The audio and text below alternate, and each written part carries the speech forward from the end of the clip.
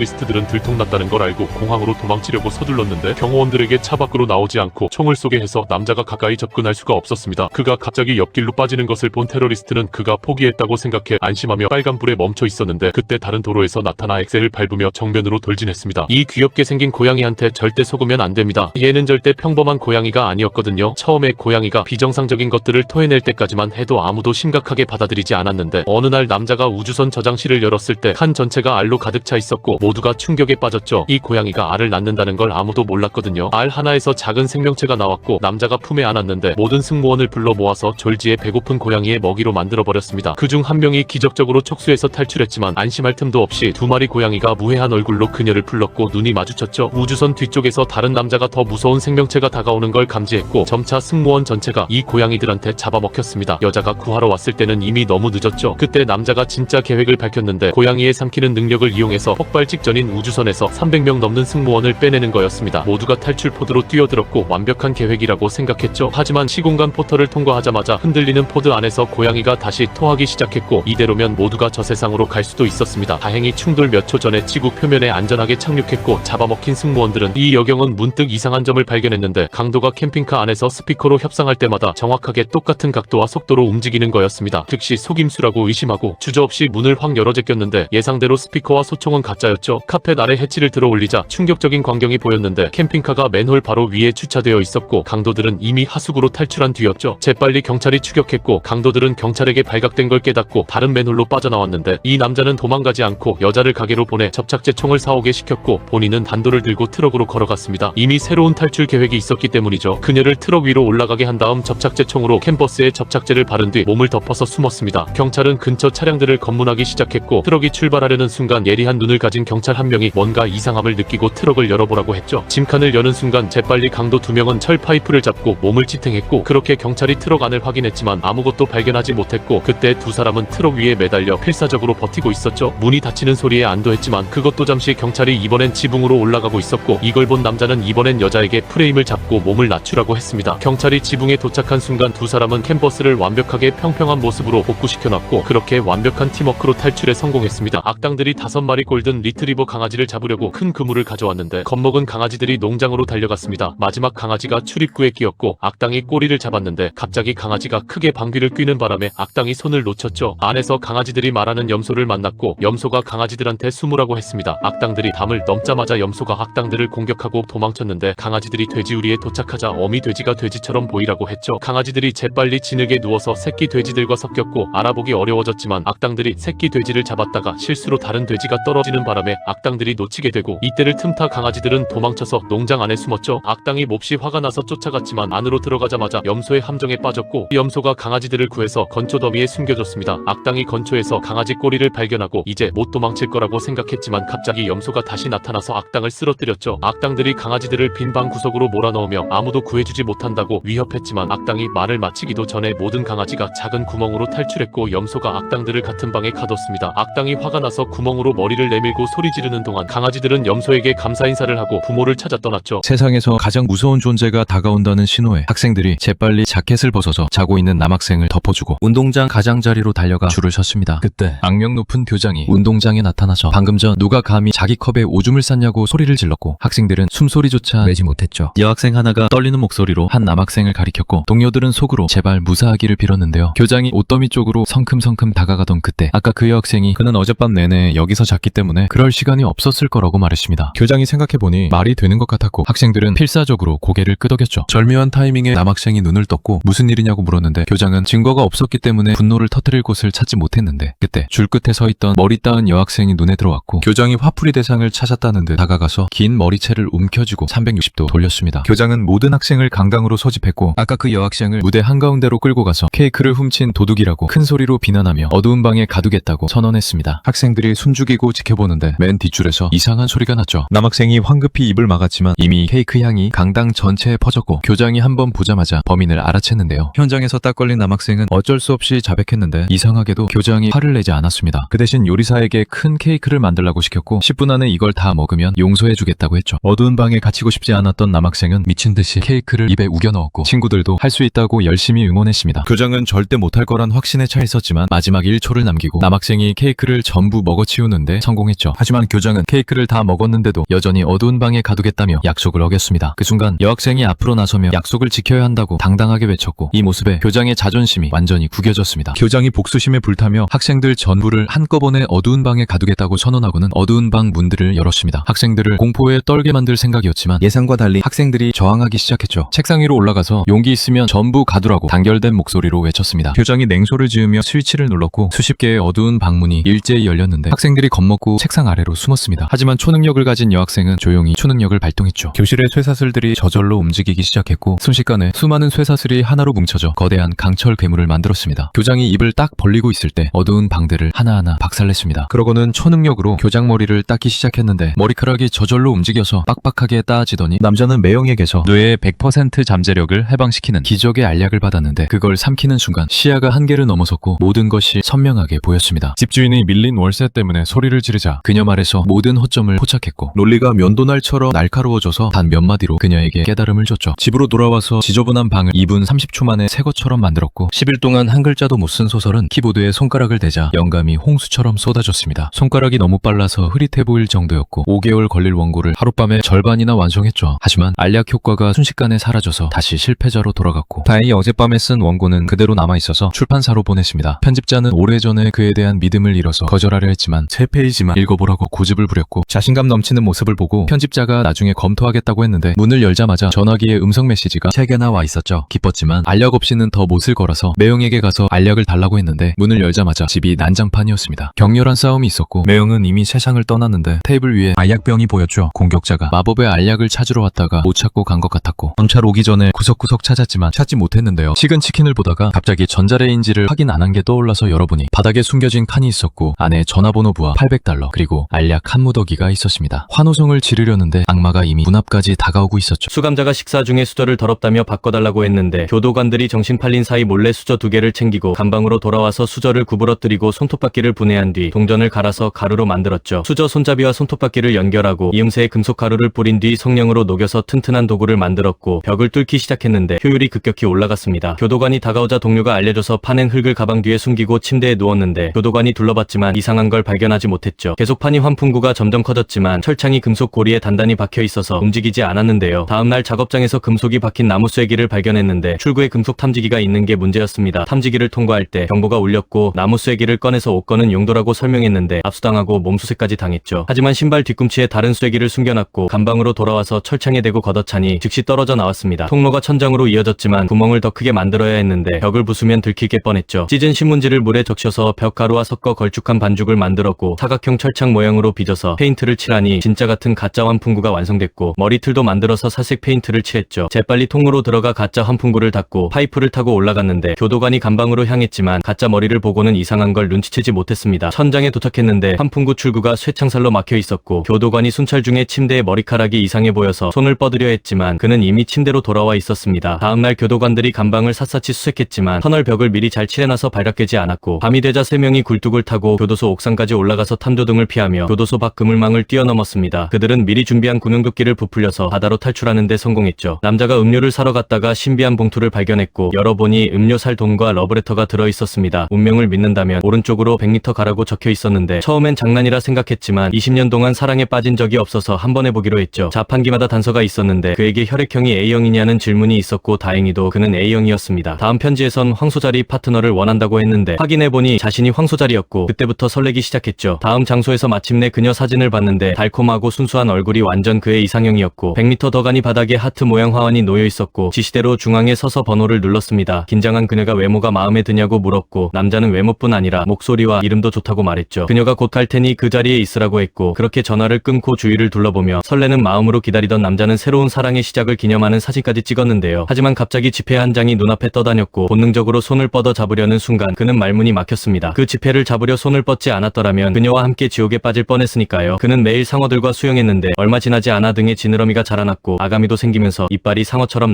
날카로워졌습니다. 1년 전 해상 플랫폼에서 살면서 굶주린 상어에게 연어를 먹이로 줬고 친구가 됐는데 토네이도가 집을 파괴해서 혼자 바다를 떠돌았죠. 그런데 갑자기 상어 무리가 나타나 그를 동굴로 데려갔고 물속에서 숨쉬는 법과 수영을 가르쳐줬는데 몸이 변하기 시작하면서 상어소년이 됐습니다. 어느 날 어떤 남자가 낚시를 하다 상어소년을 낚았고 놀라서 몰래 집으로 데려와 욕조를 수도로 만들어줬습니다. 둘은 친구가 됐는데 어느 날 강렬한 빛과 함께 불꽃소녀가 나타나서 도움이 필요하다고 했고 상어소년은 망설임 없이 남자를 떠났죠. 남자는 이 경험을 일기에 적어서 친구들에게 얘기했지만 아무도 안 믿었고 선생님도 장난치지 말라고 경고했습니다. 방과 후 괴롭히는 애들이 둘러싸서 일기를 빼앗아갔고 한밤중에 바닥에 이상한 발자국과 상어 이빨로 물어뜯긴 과자를 발견하면서 그들이 오고 있다는 걸 깨달았죠. 다음날 학교에서 선생님 도움으로 일기장을 되찾았지만 내용이 낙서로 가득했는데 화가 나서 일기장을 던졌는데 그때 갑자기 하늘이 어두워지면서 창문이 깨졌습니다. 상어소년과 불꽃소녀가 교실로 쳐들어와서 남자를 찾았고 친구들이 즉시 그를 가리켰죠. 둘은 남자에게 지구를 구하자고 했고 그렇게 셋은 우주로 날아가 환상행성에 도착했는데 남자가 적었던 일기 속 세상이 실제로 만들어진 곳이었죠. 그때 남자를 괴롭히던 애가 나타나 셋을 붙잡아 철창에 가뒀고 그 애가 일기를 망가뜨렸기 때문에 환상행성도 무너지기 시작했습니다. 그때 괴롭히던 애가 방심하고 잠든 틈을 타 상어소년이 잠재력을 깨우고 입을 벌려 철창을 산산조각 내고 불꽃소녀와 복수를 하러 갔죠. 산타에게 편지를 쓰려다 실수로 사탄이라고 적는 바람에 편지가 지옥으로 가서 사탄에게 도착했는데 크리스마스 밤에 깊이 잠들어 있을 때 갑자기 사탄이 방에 나타났고 보자마자 겁에 질렸는데 진짜 산타가 아니라는 걸 알아챘습니다. 사탄은 웃으면서 드디어 누군가 자기한테 진심으로 편지를 썼다고 고마워했지만 편지를 읽고 나서 철자 실수였다는 걸 깨달았죠. 진실을 안 사탄은 산타로 변신해서 소원 3가지를 들어주겠다고 말했는데 사실 3가지를 다 들어주면 영혼을 지옥으로 가져갈 수 있었죠. 오래 생각하자 사탄이 짜증을 내며 빨리 안 말하면 지옥으로 데려가겠다고 협박했고 깊이 생각하지 않고 첫 번째 소원을 말해버렸습니다. 같은 반 여학생이 남자친구를 차버리고 자신을 좋아하게 해달라는 소원이었는데 사탄이 웃으면서 바로 그 소원을 들어줬지만 그는 의심스러워서 어떻게 믿냐고 따졌죠. 사탄이 화를 내면서 근처 고양이에게 마법을 걸었고 고양이가 공을 잡아서 정확하게 골대에 넣는 걸 보고 완전히 믿게 됐습니다. 다음날 생물 시간에 여학생 쪽을 보자 웃으며 그녀는 미소를 지어줬고 바로 그때 쥐상자에서 소리가 나서 보니 그 안에 사탄이 있었습니다. 사탄이 여자에게 말을 걸라고 계속 부추겼지만 그 순간 자기가 믿었던 산타가 나쁜 존재라는 걸 깨닫기 시작했죠. 결국 친구에게 그 편지를 보여줬는데 친구가 그걸 보고 산타를 사탄이라고 잘못 적은 것을 알려줬고 그 후 다시 만난 사탄에게 정체를 밝히라며 강하게 요구했고 결국 사탄이 진실을 말할 수밖에 없었습니다. 무개념 운전자가 물웅덩이를 지나가는 바람에 인도에 서 있던 남자가 물을 쫄딱 맞았는데 그는 욕하지 않고 조용히 담배를 버린 뒤 쫓아갔습니다. 담배가 물에 떠다니다 하수구로 사라지는 걸 보고 고개를 들어보니 하수구가 아르헨티나 최대 은행으로 바로 연결돼 있었고 출구를 찾아 은행 쪽을 돌아보는 순간 $2000짜리 아이디어가 떠올랐죠. 그는 친구들을 불러 은행 입구로 갔고 하수구에 줄자로 위치를 표시하며 하수구 출구로 잠입해서 표시된 곳까지 따라갔는데 백만장자가 되려면 딱 18m만 파면 됐죠. 망한 사람들을 모아 1단계 터널 파기를 시작했는데 겨우 땅 판 지 5m 만에 그만 엉뚱한 방향으로 땅을 파버렸고 전문 수평기를 살 돈이 없던 그는 싼 적외선 레이저로 수제 수평기를 만들어 터널과 은행을 연결하는 데 성공했죠. 2단계로 인터넷에서 산장난감 총으로 은행을 습격했고 직원들을 인질로 잡았는데 경찰이 그들을 포위했지만 당황하지 않고 경찰이 협상을 시작하기 전부터 10분마다 인질을 한 명씩 풀어주며 시간을 벌었습니다. 3단계로 금고실 작업에서 공범이 지하로 침입해서 특수장치로 400개의 금고를 하나씩 열었는데 세 번째 금고에서 드디어 현금 더미가 나왔고 이렇게 $20,000 이상을 빼냈죠. 경찰이 강제 진입하려 했지만 도둑들이 80세 할머니 생일 축하 노래를 부르고 있어 진입이 어려웠고 그 사이 그들은 4단계를 실행하죠. 전리품을 방수 가방에 넣고 장난감 총과 조롱 쪽지를 남긴 채 카약을 타고 하수구로 빠져나와 대기 차량에 올라타고 사라졌는데 경찰이 도착했을 땐 이미 너무 늦었고 결국 모든 이들은 백만장자가 됐습니다. 됐습니다. 남자가 갑자기 들소로 변하자 사람들이 놀라기는커녕 웃음을 터뜨렸고 두 여학생 손에서 날개가 생기더니 까마귀가 되어 날아갔죠. 이 학교에선 모두가 동물로 변신할 수 있었는데 늑대 같은 강한 생명체로 변하는 학생도 있고 토끼나 사슴이 되는 학생도 있었죠. 참고로 선생님은 거대한 독수리였습니다. 새 학생이 왔을 때 모두 궁금해했는데 팔에 빽빽한 털이 자라나더니 우아한 퓨마로 변신했는데 선생님은 전 학생을 시험하려고 곰으로 변하는 여학생과 싸우게 했는데 모두가 곰이 느리니 질 거라 생각했지만 의외로 전 학생이 졌고 결국 전 학생을 선생님이 직접 훈련시키기로 결심하죠. 둘은 매일 숲에서 연습했는데 그 너머에는 인간 정착지가 있었고 거긴 절대 가면 안 되는 곳이었죠. 인간들에게 발각되면 사냥당할 수 있었거든요. 어느 날 친구들과 쉬고 있을 때 드론이 머리 위로 날아왔고 사냥꾼들이 재빨리 개들을 풀었습니다. 위험을 느끼고 숲 깊숙이 달려가 나무에 올랐는데 개들에게 잡히면 먹이가 될 수 있었죠. 곧 개들이 나무 주변을 둘러싸고 짖으며 주인을 부르기 시작했는데 친구 한 명이 까마귀로 변해서 드론을 공격했고 나무에 박은 드론은 아작이 났습니다. 하지만 개들이 이미 사냥꾼들에게 돌아가 알린 상태였죠. 나무에서 내려오자마자 학교 쪽으로 곧장 달렸는데 뒤에서 총소리가 들렸고 사냥꾼이 오토바이를 타고 뒤쫓아오고 있었습니다. 하지만 그때 깨달았죠. 다시 인간으로 돌아가면 된다는 걸요. 인간 모습으로 돌아오자 사냥개들도 놀라서 멈춰섰고 학교에 도착해서 선생님에게 모든 걸 말했더니 선생님은 학생들을 준비시켜 숲 가장자리 인간 정착지로 데려갔습니다. 그곳에서는 인부들이 숲을 베어내고 있었는데 인간들이 여기까지 오면 비밀이 들통날 수 있었기 때문에 모든 학생들이 선생님 지시 아래 동물로 변신했고 곧장 작업장으로 가서 인부들을 겁주기 시작했습니다. 인부들은 겁에 질려 그곳에서 도망쳤고 이렇게 동물들은 아름다운 보금자리를 지켜냈죠. 이 떠돌이개는 며칠째 굶고 있었는데 그때 군인이 차마 그냥 지나칠 수 없어서 비스킷을 던져줬고 허겁지겁 먹어치우더니 그를 주인으로 여기게 됐습니다. 그러고는 부대까지 따라왔는데 사실상 입대한 셈이었죠. 하지만 곧 지휘관에게 발각됐고 그 순간 걔가 남자를 똑바로 쳐다봤는데요. 걔가 영리하다는 걸 알아채고 지휘관도 예외를 인정했습니다. 그렇게 남자와 함께 훈련을 받았던 게 하지만 전쟁이 다가오고 남자가 전선으로 떠나는 날이 되자 걔는 남자가 떠나길 거부했고 결국 밧줄을 물어뜯고 기차 출발 직전에 객차로 뛰어올랐죠. 때마침 남자는 정찰 임무 중에 적의 독가스 폭탄을 발견했지만 위험한 순간에 적에게 발각됐고 걔는 목숨을 걸고 남자를 지켰습니다. 적이 사방에서 다가오자 남자는 걔를 보내 도움을 요청했는데 걔가 필사적으로 마스크를 물어뜯는 걸 보고 지휘관은 걔의 신호를 알아채고 모든 병사에게 방독면 착용을 명령했죠. 그러고는 근처 마을로 달려가 하늘을 향해 미친 듯이 짖었고 마을 사람들도 가스를 눈치채고 마스크를 쓰고 문을 잠갔죠. 모두 안전해졌을 때 걔는 자신의 마스크가 없었는데 한 병사가 물에 적신 수건으로 간이 마스크를 만들어줬습니다. 어느 날 참호에 수류탄이 떨어지자 걔는 망설이지 않고 수류탄을 입에 물고 뛰쳐나갔고 폭발로 심하게 다쳐서 후방으로 이송됐는데 남자는 걔 생각에 더 이상 전투에 집중할 수 없었고 결국 심한 감기에 걸려버렸죠. 걔는 완전히 회복도 안 됐지만 남자의 부름을 들은 것처럼 혼자 찾아왔고 중간에 상처와 피로 때문에 쓰러졌지만 의지력으로 일어나서 남자 곁에 도착했습니다. 걔가 곁에 있자 남자 건강이 기적적으로 좋아졌죠. 회복해서 돌아온 걔는 예민한 후각으로 이상한 냄새를 포착해서 적 스파이를 붙잡는데 성공했고 군대는 영웅적 행동을 기려 그에게 병장 계급을 수여했습니다. 여자는 분명히 숫자 1을 봤는데도 일부러 거짓말을 했고 남자가 자신 있게 1번 버튼을 누르자 철문이 천천히 열리면서 사나운 사자가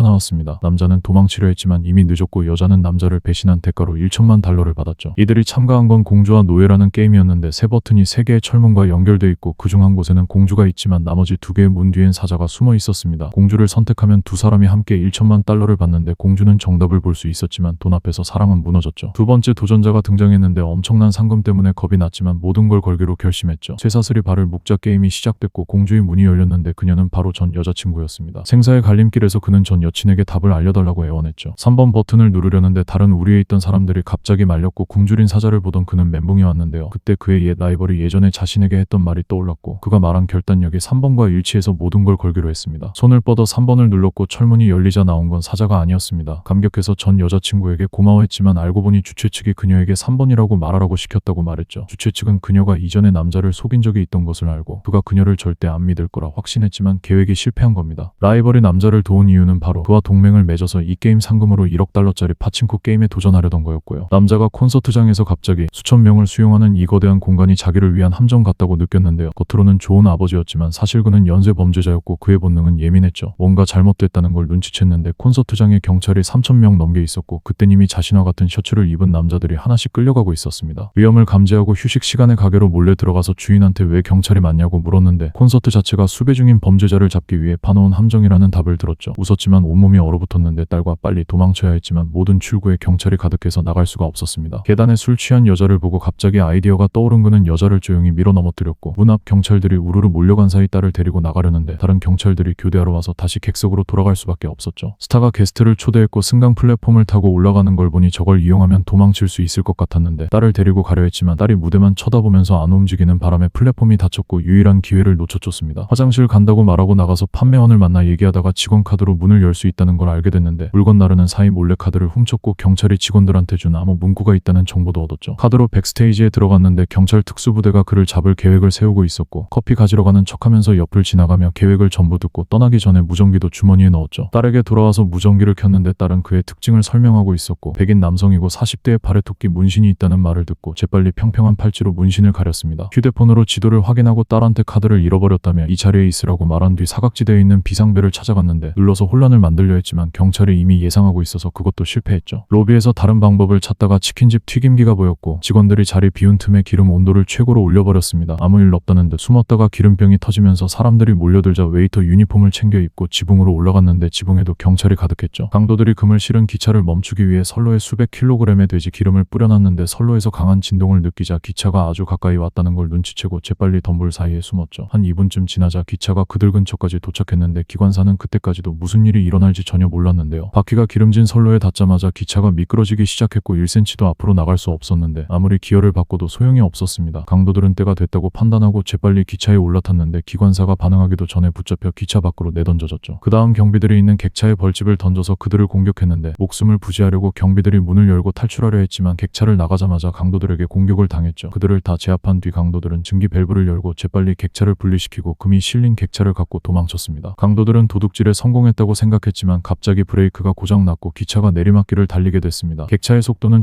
줄어들긴커녕 점점 더 빨라지고 있었는데 그걸 보고 있던 강도들이 곧바로 수십 개의 밧줄을 꺼냈죠. 밧줄을 선로 양쪽에 있는 나무에 단단히 묶어서 기차를 멈추려 했는데 순식간에 기차가 굉음을 냈고 결국 어찌저찌 기차는 멈췄습니다. 강도들은 재빨리 기차에서 금을 내려 모두 자기 몫을 챙겨서 말을 타고 질주했고 남은 금은 수레에 실려갔죠. 바로 그때 금을 받으러 가던 대령이 기차의 이상함을 눈치챘고 재빨리 모든 경비들을 모아 확인을 하러 갔습니다. 곧 다친 경비들을 발견했는데 금이 도난당했다는 걸 알게 된 대령은 즉시 사람들을 데리고 추격에 나섰죠. 경비들이 현장에 도착했을 때 그 자리엔 텅 빈 객차만 남아 있었습니다. 그는 처음으로 로봇 격투 대회에 나갔는데 작은 로봇들이 경기장에서 싸우는 대회였고 결승전에서 가장 센 상대를 만나게 됐죠. 진행자가 소개하자 사람들은 다들 그가 질 거라고 생각했는데 아무래도 이번이 첫 대회인데다 이 파이어럴 로봇을 만드는데 고작 한 달밖에 안 걸렸기 때문이죠. 반면 상대 로봇은 엄청 크고 강했을 뿐 아니라 인공지능까지 탑재돼 있어서 훨씬 위험했고 지금까지 단 한 번도 진 적이 없었죠. 경기가 시작되고 두 로봇이 들어섰는데 상대 로봇은 파이어런을 통째로 삼킬 것처럼 날카로운 이빨을 드러냈습니다. 휘슬이 울리자 격렬하게 부딪혔지만 정면으로 부딪히면 절대 이길 수 없다는 걸 알았기에 옆구리에 결정타를 날릴 기회를 노렸죠. 하지만 상대는 양쪽에 카메라가 달려있어 측면 공격을 바로 감지했고 이번엔 잡히고 말았죠. 파이어런 앞부분이 심하게 망가졌는데요. 진행자들이 다음 수를 얘기하는 사이 상대가 갑자기 공격해왔고 파이어런은 어쩔 수 없이 도망쳐서 숨었는데 이미 함정이 깔린 구역에 갇혀버렸습니다. 탈출하려 했지만 상대는 준비돼 있었고 AI 시스템이 모든 움직임을 정확하게 감지하고 있었습니다. 거대 로봇이 쉴 새 없이 공격하면서 날카로운 이빨로 뒷날개를 부러뜨렸고 상대는 끝났다고 생각했던 그때 갑자기 파이어런이 돌아서면서 내부에서 불꽃을 뿜어내면서 상대 왼쪽 카메라를 직격으로 태워버렸습니다. 아무도 이런 반전을 예상 못했기 때문에 모두가 충격을 받았죠. 싸움은 더 치열해졌고 그는 원격으로 조종하면서 상대 왼쪽 카메라가 고장났다는 걸 눈치챘습니다. 이걸 이용해 상대를 화나게 만들면서 천천히 가장자리 그물망 쪽으로 밀어붙였고 로봇을 구석에 가뒀습니다. 거대 로봇이 뒤집혀버리자 경기장 전체에 환호성이 터져나왔죠. 그는 재빨리 칼날로 상대 타이어를 잘라냈는데 그때 갑자기 상대가 꼬리에서 숨겨둔 무기를 꺼내더니 순식간에 파이어런 칼날을 부러뜨렸습니다. 비밀 무기를 처음 꺼낸 거였고 파이어런을 그물망에 밀어붙여서 움직이지 못하게 만들었죠. 바로 그때 거대 로봇이 절단기를 꺼내 파이어런 몸체를 자르기 시작했는데 시간은 종료까지 1분밖에 안 남았고 파이어런은 거의 끝난 상태였습니다. 그는 땀을 뻘뻘 흘렸고 관중들도 불안해하는 그때 그가 눈을 감았죠. 다들 그가 포기했다고 생각했지만 사실 머릿속은 빠르게 돌아가고 있었습니다. 그때 그가 눈을 뜨면서 파이어런 안에서 작은 로봇을 꺼냈습니다. 진행자와 상대 둘 다 깜짝 놀랐고 그 작은 로봇은 상대 핵심부를 정확하게 찾아내더니 빨강파랑 전선을 발사해서 순식간에 시스템을 감쌌죠. 거대 로봇이 즉시 반격하며 마지막 일격을 날리려던 바로 그 순간 작은 로봇이 전류를 방출했습니다. 전기 충격이 상대 CPU를 태워버렸고 거대 로봇이 갑자기 멈춰버렸죠. 알고 보니 작은 로봇이 전기로 제어판을 망가뜨려서 시스템 전체를 마비시킨 겁니다. 거대한 몸집에도 불구하고 완전히 무용지물이 돼버렸고 결국 그는 환호 속에서 우승하며 상금을 집으로 가져갔죠. 남자에게 택배로 펭귄이 배달됐는데 처음엔 장난감인 줄 알았지만 전화를 끊고 보니 펭귄이 사라져 있었죠. 펭귄을 천천히 안아 올렸더니 냄새가 너무 지독했고 출근 시간이 돼서 급히 욕조에 펭귄을 집어넣고 얼음 몇 개를 던져준 뒤 집을 나섰는데 펭귄이 실수로 수도꼭지를 틀어버리는 바람에 욕조에서 수영을 시작했습니다. 저녁에 집에 돌아와서 욕실 문을 여는 순간 물이 확 쏟아져 나왔고 남자는 문틀을 꽉 붙잡았는데 펭귄은 또 한 번 선물을 남겨놨죠. 동물센터에 전화해서 데려가 달라고 했지만 자기들 책임이 아니라며 거절당했고 남자는 어쩔 수 없이 계속 돌볼 수밖에 없었습니다. 다음날 아침 펭귄이 독특한 방식으로 깨우는 바람에 화가 난 남자는 펭귄을 내쫓으려 했지만 펭귄이 펭귄이 절대 안 나가려고 버텼죠. 그때 옆에 있던 화병을 보고 갑자기 아이디어가 떠올랐고 물을 바닥에 쏟고 펭귄을 밖으로 내보낸 거죠. 이제 끝났다 싶었는데 문을 나서자마자 경비원이 막아서면서 펭귄을 돌려줬고 남자가 자신의 펭귄이 아니라고 했지만 경비원이 CCTV 영상을 보여주는 바람에 어쩔 수 없이 펭귄을 다시 받아들일 수밖에 없었죠. 다음날 또 택배 상자가 배달되는데 열어보니 펭귄 한 마리가 아니라 펭귄 무리가 들어있었고 집이 순식간에 펭귄 천국이 되어버렸습니다. 바로 그때 오늘 생일인 아들이 누른 초인종이 울렸고 그때 갑자기 펭귄 한 마리가 나타나서 아들이 신나게 펭귄과 놀기 시작했는데 그야말로 최고의 생일 선물이었습니다. 어느 날 남자가 회사에서 펭귄들이 파티를 즐기는 모습을 목격하는데 펭귄들이 사람들 사이를 미끄러지면서 온통 난장판을 만드는 바람에 남자는 황급히 펭귄들을 데리고 집으로 돌아와서 엄청 화를 냈지만 펭귄들이 잘못을 알고 고개를 숙이는 바람에 결국 용서할 수밖에 없었습니다. 시간이 지나며 남자는 펭귄들이 남자에게 삶의 일부가 되었고 매일 함께 산책하고 춤추면서 남자는 집을 겨울 천국으로 만들어줬죠. 더불어 이 펭귄들 덕에 그는 가족과도 화해하게 됐습니다. 그가 손을 뻗었는데 흰 늑대가 갑자기 물어버렸고 삼촌이 이 모습을 보고 급하게 달려와서 사냥총을 들었지만 그가 삼촌을 막으면서 소리쳤죠. 흰 늑대가 자신을 다치게 한 건 아니라면서요. 남자는 늑대와 함께 산으로 뛰어 올라갔는데 늑대는 빠르게 달려 순식간에 숲속으로 사라져버렸습니다. 그가 늑대의 흔적을 찾고 있는데 갑자기 뒤에서 불곰이 벌떡 일어났고 그는 바로 도망쳤지만 곰이 계속 쫓아왔죠. 흑둑을 타고 올라가니까 앞에 장작더미가 보여서 재빨리 그 안으로 숨었는데 곰은 계속해서 장작더미를 두들기면서 미친 듯이 으르렁거렸고 날카로운 발톱을 안으로 집어넣어서 그의 팔을 핥히기까지 했습니다. 바로 그때 흰 늑대가 나타나서 불곰 앞에 알짱거리자 곰이 머리를 들어 크게 으르렁거렸죠. 늑대는 겁먹은 척하면서 뒤로 물러났다가 슬쩍 곰의 뒤로 돌아갔는데 곰이 늑대에게 덤벼들자 날카로운 송곳니를 드러내 보였고 불곰은 겁에 질려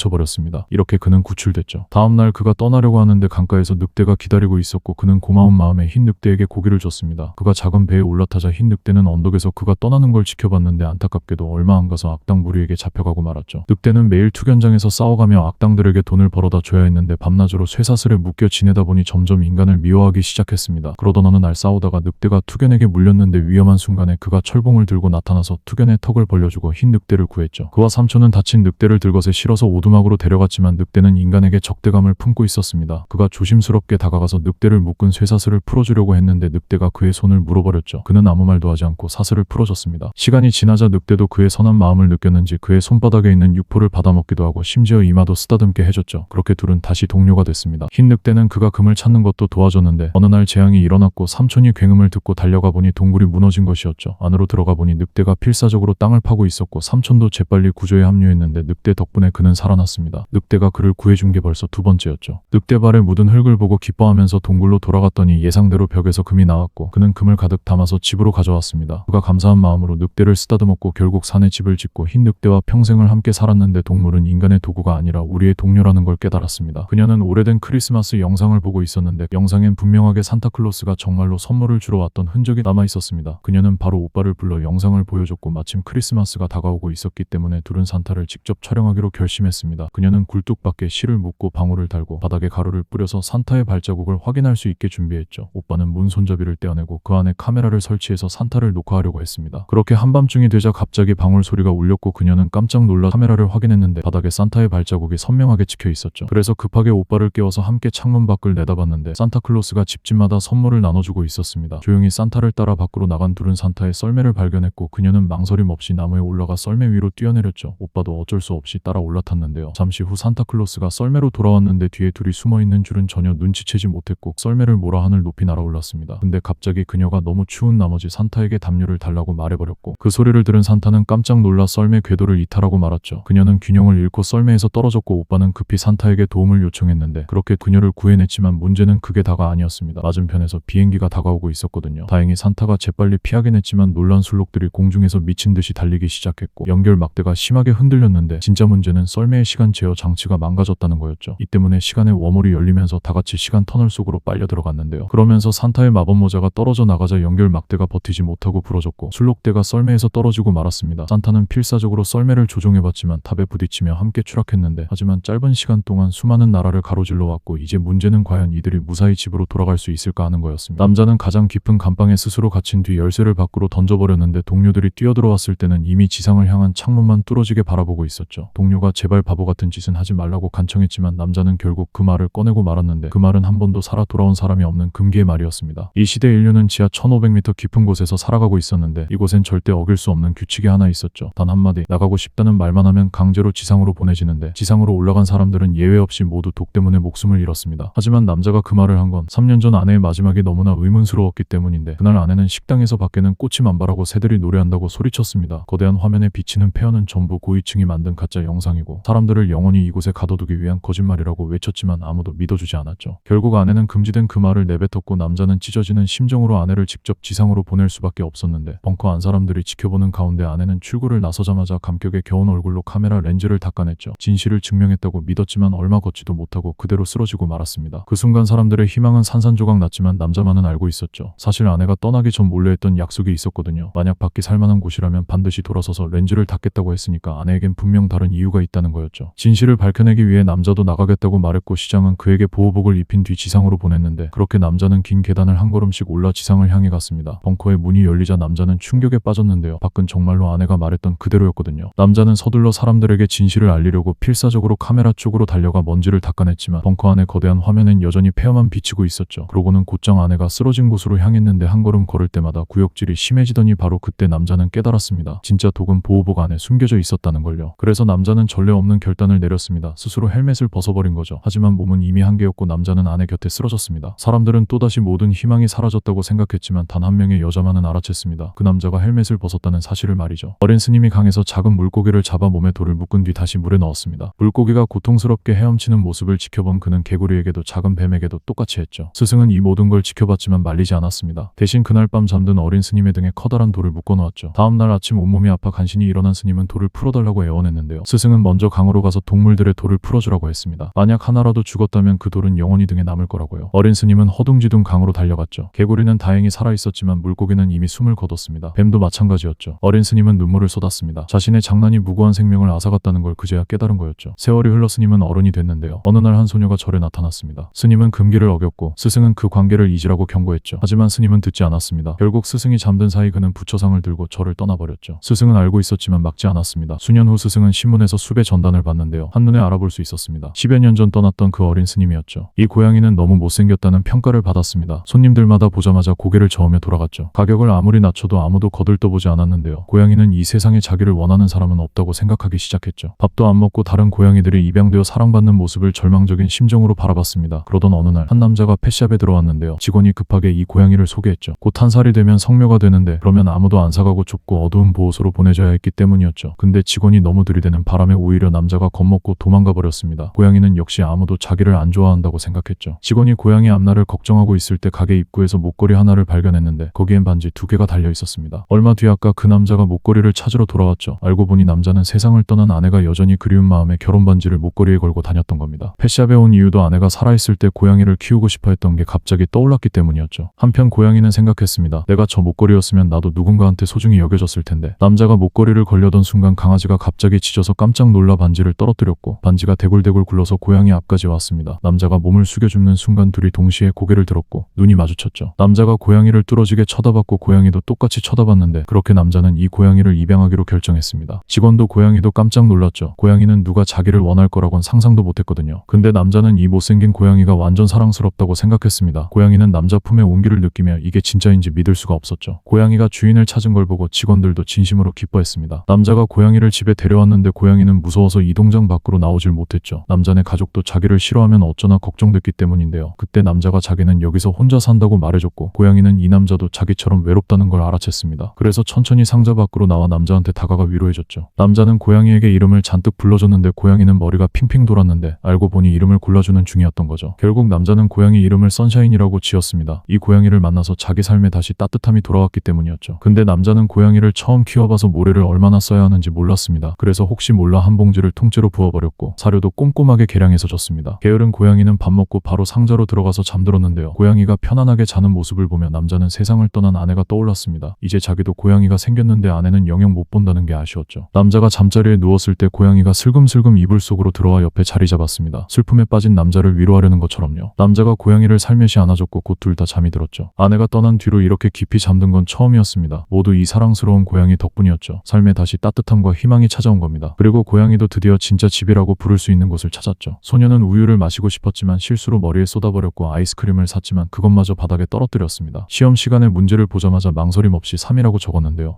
자신만만했지만 결과는 빵점이었죠. 화가 난 아버지는 성적이 이게 뭐냐고 혼을 냈지만 소녀는 슬퍼하는 대신 모르는 척 웃으며 밖으로 뛰쳐나갔습니다. 그리고 빵점짜리 시험지를 걔한테 던져버렸죠. 어느 날 선생님이 소년에게 글을 읽으라고 시켰는데요. 그는 글자들이 춤을 춘다고 말했습니다. 선생님은 장난인 줄 알았고 반 전체가 웃음을 터뜨렸죠. 하지만 소년은 거짓말을 한 게 아니었습니다. 그의 눈에는 정말로 숫자와 글자가 춤을 췄는데요. 이 소년에게는 난독증이 있었기 때문이죠. 하지만 부모는 그를 바보로 여겼고 결국 아버지는 그를 기숙사 학교로 보내버렸습니다. 차를 타고 떠나는 가족을 바라보며 소년은 눈물을 참을 수 없었죠. 기숙사에서 그는 매일 친구들에게 놀림당했고 선생님들은 그를 무시했습니다. 그러던 어느 날 새로운 미술 선생님이 왔는데요. 선생님은 소년의 공책을 보고 난독증이 있다는 걸 알아챘죠. 그날 수업에서 선생님은 한 소년의 이야기를 들려줬습니다. 책을 찍고 연필을 부러뜨리던 아이, 숫자가 거미처럼 기어다니는 것처럼 보였던 아이. 그게 누구냐고 묻는다면 정답은 바로 아인슈타인이라고 말해줬고 소년은 완전히 놀랐습니다. 그날부터 선생님은 그의 난독증 극복을 도왔고 소년은 밤낮 없이 공부했죠. 마침내 미술 대회에서 1등을 했을 때 소년은 선생님을 꼭 안았습니다. 선생님이 그의 인생을 바꿔줬기 때문이죠. 그녀는 불우한 동네 출신의 가난한 소녀였지만 인터넷 방송으로 꽤 많은 돈을 벌고 있었습니다. 하지만 부유한 친구들에 비하면 여전히 평범했기에 그녀는 부유한 소녀인 척하며 부자들의 세계에 녹아들었죠. 심지어 학교에서 가장 잘생긴 남자와 커플이 되는 데까지 성공했습니다. 남자친구 조던의 생일날 안나는 아침 일찍 케이크를 준비해 방으로 들어갔는데요. 그곳에서 그녀는 조던이 다른 여자와 함께 있는 걸 목격했고 분노한 안나는 케이크를 부수며 그들을 저주했는데 문제는 이 장면이 친한 친구의 휴대폰을 통해 생방송으로 중계됐다는 거였죠. 수백만 명이 그녀의 광기를 지켜봤고 조롱이 쏟아졌습니다. 결국 광고주들은 경고했죠. 10일 안에 인기를 되찾지 못하면 모든 협력을